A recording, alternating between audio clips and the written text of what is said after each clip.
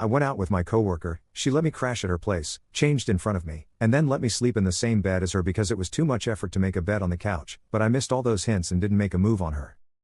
Last weekend, I, 25M, ended up going out with an older coworker, 34F, to a bar. We were chatting it up, everything was great. She was nice enough to let me crash at her place instead of driving home, which I thought was super sweet.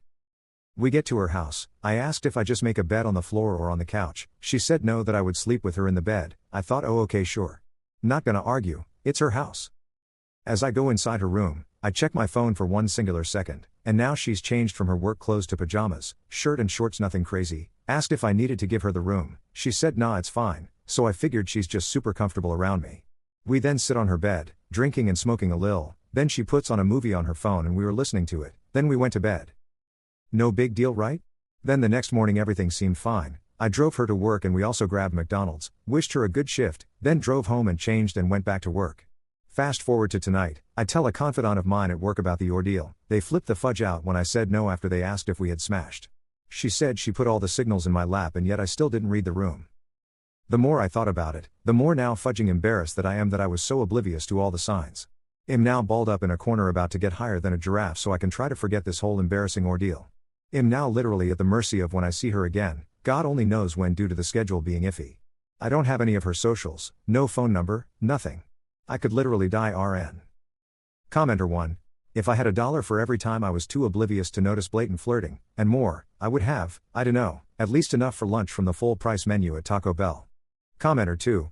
I had a girl literally ask me to prom, a girl that I very much fancied, and I still fumbled it. How, you ask? By saying no, assuming it was a setup because why on earth would she ask me out? Later attempts to backpedal didn't go so well, I have to admit. Update. Hi guys.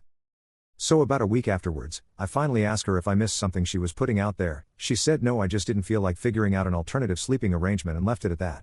Figured okay, that's fine. The woman and I both are very weird. I'm pretty sure I'm undiagnosed autistic personally, so I left the subject alone going forward. Fast forward to last weekend, she texts me asking if I want to go to the bar again. I say yes, she even asked me to pick her up this time from her house.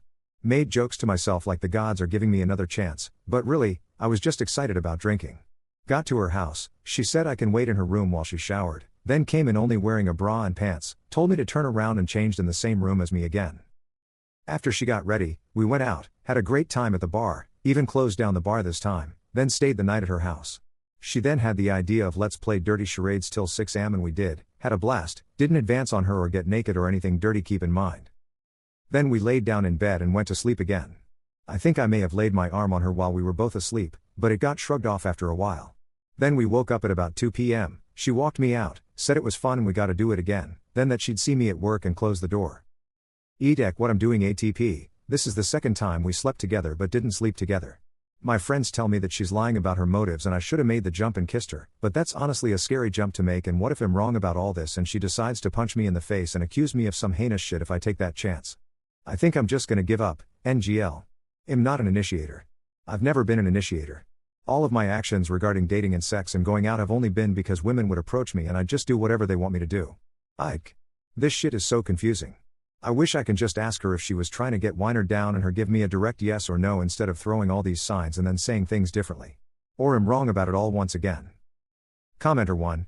If I ask you did I miss any signals you were putting out and you say no, the only way you are ever going to be touched by me is after you sign a notarized affidavit stating that you, being of sound and sober mind, want to engage in intercourse with me. Man got told no. Story is over until she communicates with him. Commenter 2. Op is probably going to have a couple children with this coworker before it's clear to him that she might be interested.